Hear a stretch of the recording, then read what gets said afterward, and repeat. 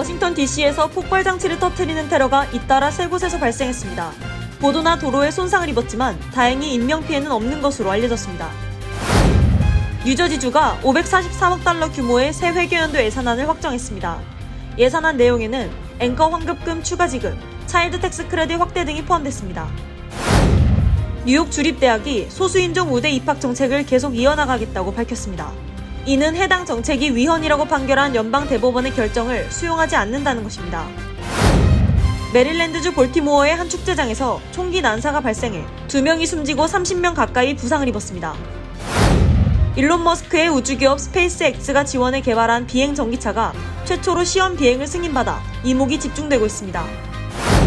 지난 금요일 뉴저지 민권센터가 후원의 밤 행사를 개최했습니다. 이 자리에서 지난 6개월여간의 활동을 소개하고 주민들의 적극적인 후원을 호소했습니다.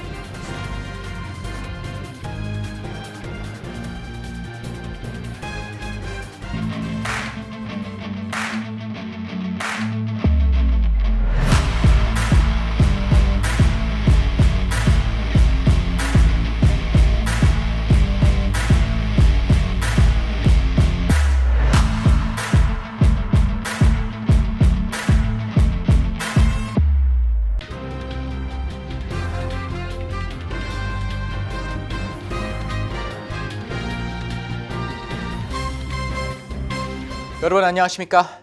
KBTV 뉴스9 이창원입니다.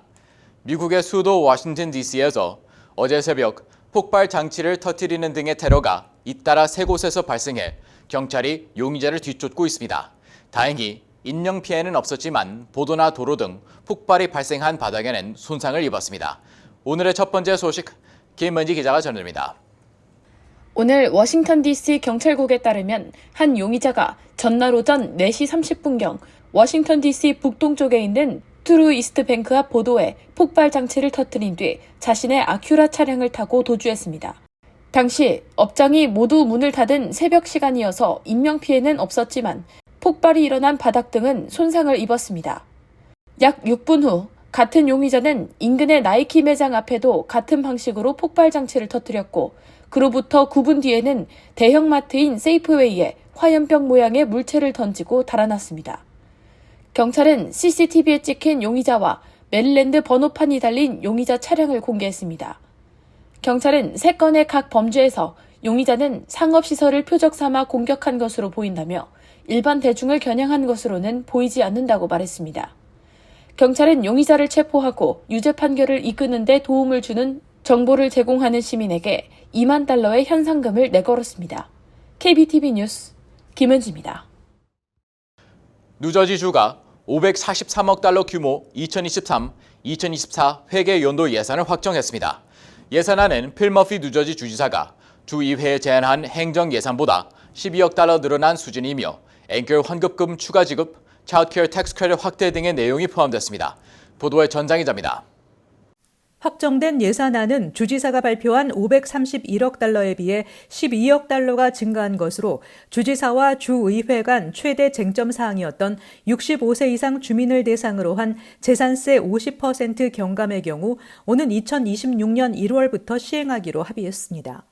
재산세 반액 경감까지는 앵커 프로그램을 통한 시니어들 대상 지원액을 늘려 단계적인 재산세 혜택을 확대해 나간다는 계획입니다. 시니어 대상 재산세 감면 프로그램은 전국에서 재산세가 가장 높은 곳인 뉴저지주에서 노년층이 계속 주 내에 머물 수 있도록 하기 위한 정책이며 뉴저지주에 거주하는 65세 이상 주택 소유주와 세입자 모두 혜택 대상입니다.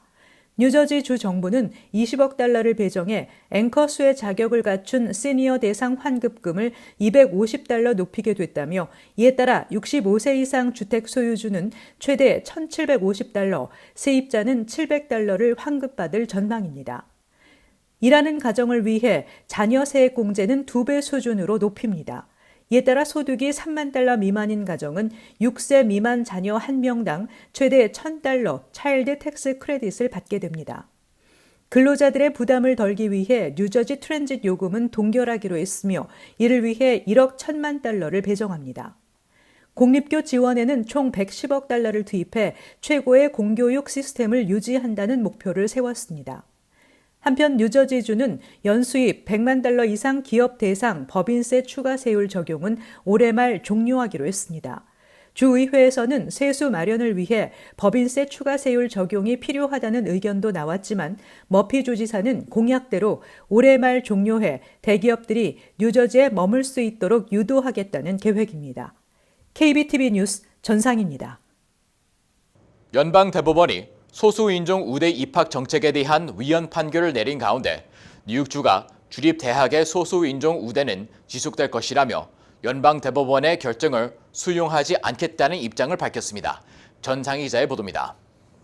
캐시 호클 뉴욕주지사는 순위 존 킹 총장과 만나 주 전역의 순위 64개 캠퍼스가 역사적으로 소외된 소수 인종 학생들의 입학을 우대하고 있는 현 정책을 계속 이어나가기로 했다며 뉴욕주는 다양성과 포용성을 상징하는 주로 남게 될 것이라고 강조했습니다.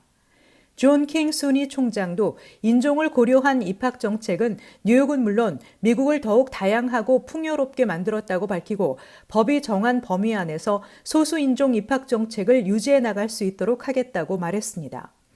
연방대법원은 지난 29일 대학들이 60여 년간 신입생 선발 때 적용해온 소수인종 우대 정책 어퍼머티브 액션이 헌법에 어긋난다고 판결했습니다. 이번 판결로 인해 앞으로 하버드대를 비롯한 미국 대학들은 신입생 선발 시 더는 이런 소수인종 우대 정책을 적용할 수 없게 됐습니다. 그동안 미국 대학들은 입학 전형에 인종 요소를 반영해 소수인 흑인이나 히스패닉 학생들에게 문호를 넓히면서 인종적 다양성을 어느 정도 유지해 왔습니다. 그뿐만 아니라 고학력이 더 좋은 사회 진출 기회를 더 많이 제공해 왔다는 점에서 소수인종 우대 정책은 미국 주류 사회에서 흑인과 히스패닉들이 입지를 공고히 하는데 적지 않은 도움을 줘왔습니다. 하지만 이번 연방대법원 판결에 따라 대학 입학 때 흑인 및 히스패닉 학생들에 대한 특별한 고려 요소가 사라지게 됨에 따라 앞으로 미국 대학 내 인종 다양성 축소는 불가피할 것이라는 전망이 우세합니다. 일각에서는 교육 차원을 넘어 고용 문제를 비롯해 정치적, 사회적 파장까지 우려하는 목소리도 나오고 있습니다. KBTV 뉴스 전상입니다. 독립기념일을 앞두고 메릴랜드주 볼티모어에서 총기 난사가 발생해 2명이 숨지고 30명 가까이 부상을 입었습니다. 올해 들어서만 벌써 300건이 넘는 총기 난사 사건이 발생했습니다. 강전민 기자의 보도입니다. 볼티모어 남부의 주택가에서 지역 연례 행사인 브루클린 데이를 맞아 전국에서 수백 명이 모인 축제장에서 괴한이 총기를 난사했습니다. 18세 여성은 현장에서, 20세 남성은 병원으로 옮겨지던 중 숨지는 등 사망자는 2명으로 집계됐습니다. 부상자는 28명에 달하는데 이 중 3명은 위중한 상태입니다. 용의자는 현장에서 달아났고 아직 정확한 신원은 밝혀지지 않았습니다. 브랜든 스콧 볼티모어 시장은 무모하고 비겁한 행동으로 많은 사람들의 삶을 영구적으로 바꾸고 2사람의 목숨을 앗아갔다며 총격범을 꼭 찾아내겠다고 전했습니다. 중부 캔자스의 한 나이트클럽에서도 야간에 일어난 총격 사건으로 7명이 부상을 입었습니다. 경찰은 용의자로 추정되는 1명을 검거해 조사 중입니다. 미국에서는 올해 들어서만 4명 이상 숨지거나 다친 총기 난사 사건이 338건 일어난 것으로 파악되고 있습니다. 퓨 리서치 센터가 지난주 공개한 여론조사에서 응답자인 미국인 60%는 총기 폭력이 큰 국가적 문제이고 계속 늘어날 것으로 전망하는 것으로 나타났습니다. KBTV 뉴스 강정민입니다. 하늘을 나는 자동차, 이제 3년 안에 볼 수 있을 것 같습니다.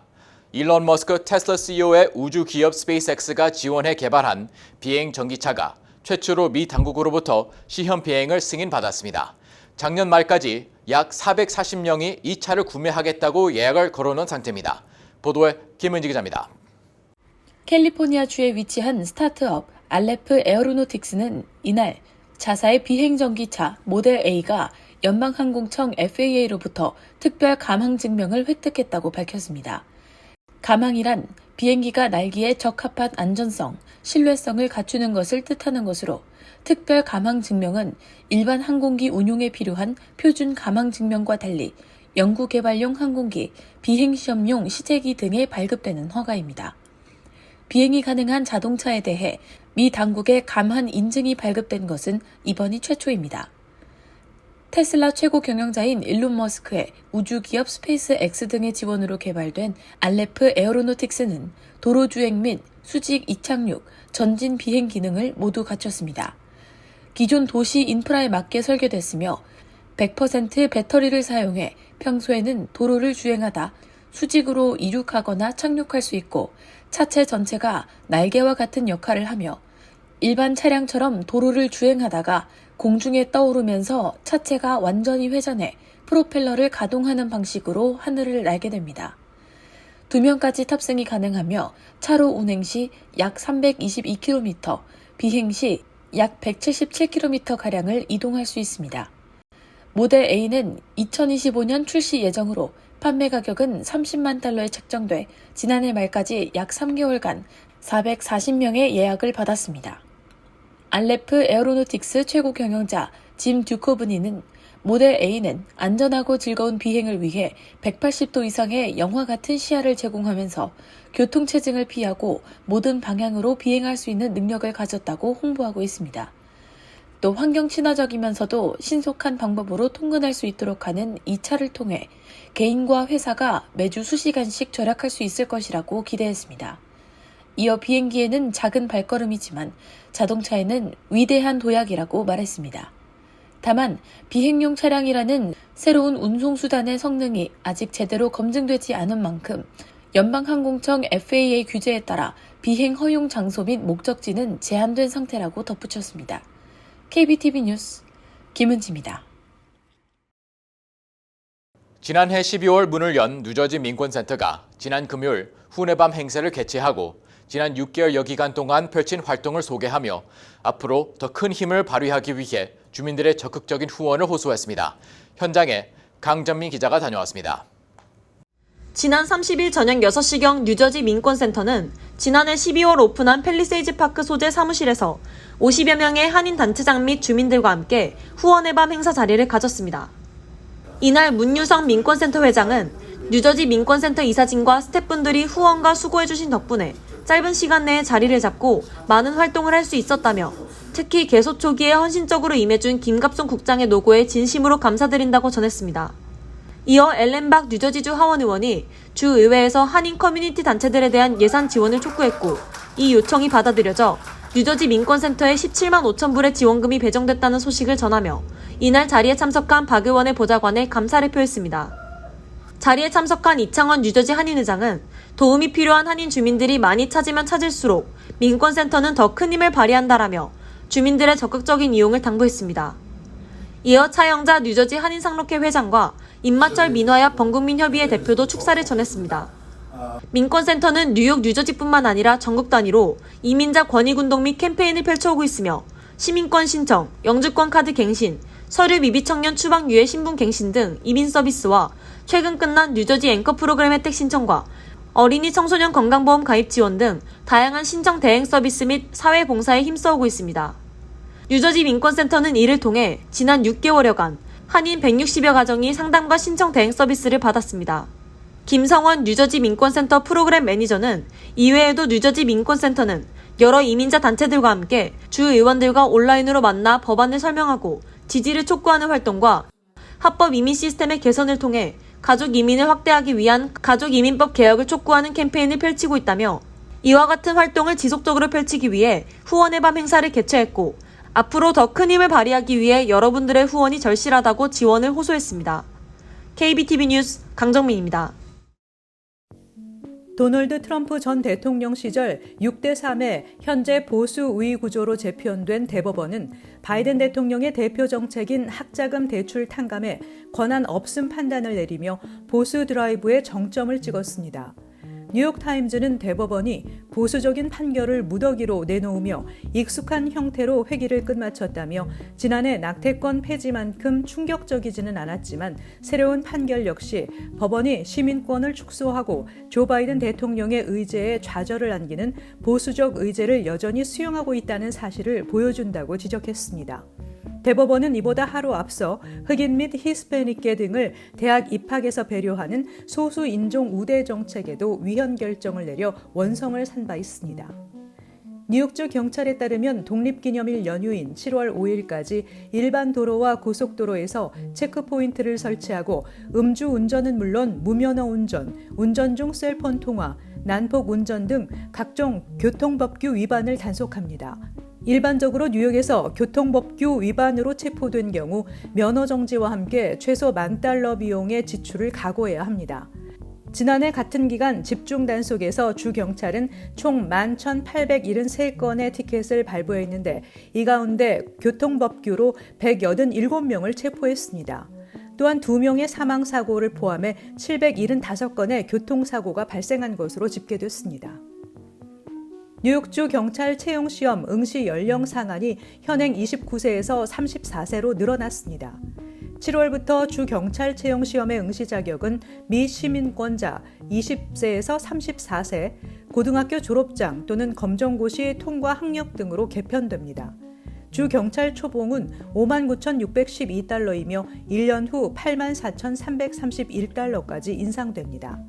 호컬 주지사는 주 경찰의 응시 상한 연령을 높임으로써 사회적 경험이 더 풍부한 많은 경찰 인력을 확보할 수 있게 됐다며 빠르면 2024년 주 경찰 아카데미 졸업생 숫자가 2배로 늘어나게 될 것이라고 밝혔습니다. 한편 이날 주 경찰은 더 많은 여성과 소수계 경찰을 더 많이 선발하겠다는 계획을 밝혔습니다. 뉴욕시가 저소득층 시민이 반값으로 대중교통을 이용할 수 있도록 하는 페어 페어스 프로그램을 확대 시행할 예정입니다. 개인 연소득 $17,496, 4인 가족 기준 $36,000 수준까지는 반값 메트로카드를 지원받을 수 있을 전망입니다.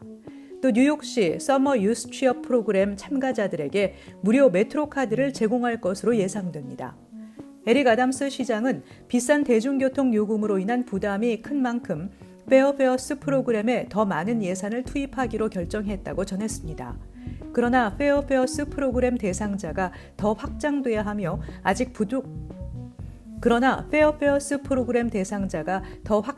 하며 아직 부족하다는 지적도 있습니다.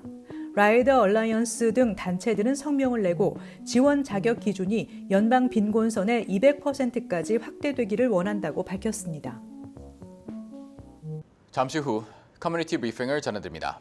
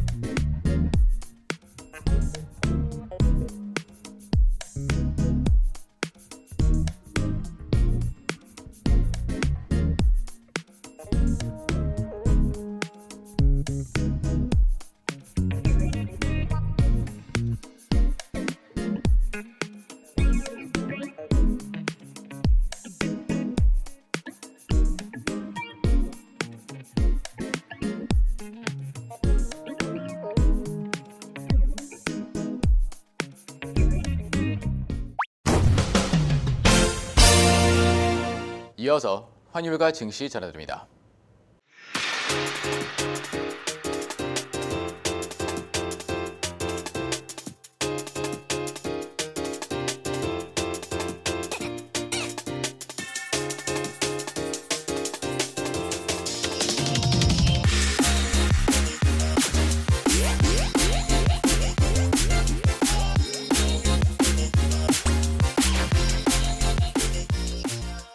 잠시 후 뉴욕과 뉴저지 날씨 전해드립니다.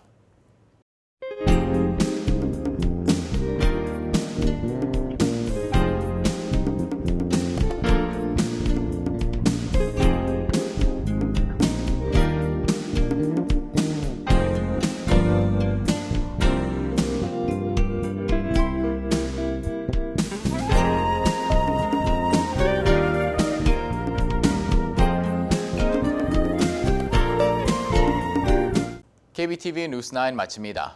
오늘도 시청해주셔서 감사합니다. 편안한 밤 보내시 바랍니다.